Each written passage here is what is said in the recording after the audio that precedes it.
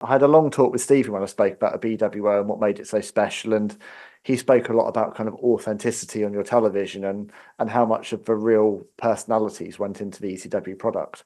I mean, for me, the BWO, obviously a lot of light relief, comic moments, great memories from that, but it was more than that. It was a statement, wasn't it, against WCW and WWF? It was a we are here, we are valid, we deserve this audience and we deserve this spotlight. It wasn't as simple as this is a fun parody, was it? Yeah, I mean, there was the one time where I think NWO was doing color commentary that Monday on a Monday on Nitro, and they made a comment about a bingo hall or something like that. The next week, the BWO came out and we handed out bingo cards to everybody in the crowd.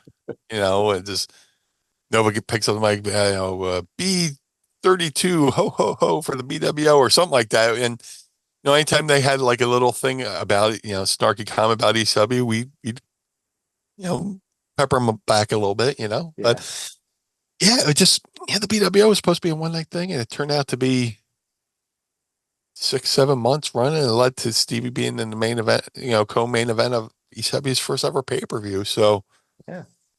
going from, you know, I grew up an asthmatic kid wasn't, who shouldn't have who shouldn't have been able to get into wrestling. I got into wrestling, and with a year and a half, I'm in ECW, and within 2.5 years, I'm part of the co-main event of ECW's first ever pay-per-view. I'm a part of, when ECW invaded Raw and they picked the BWO to be a part of that. Mm.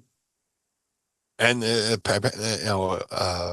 that quarter hour for Stevie's match against Lil Guido beat Nitro, which was insane. And that was the first public in acknowledgement of the NWO. Vince was like, not to be Vince McMahon goes, not to be confused with the clothing line New World Order or NWO or whatever he said.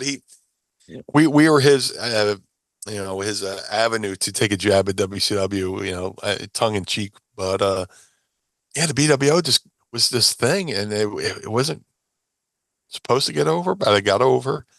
Like like Joey Styles said at One Night Stand, for something that was supposed to be a one night thing, it shouldn't have been excessive. It made a boatload of money for ECW, which is insane.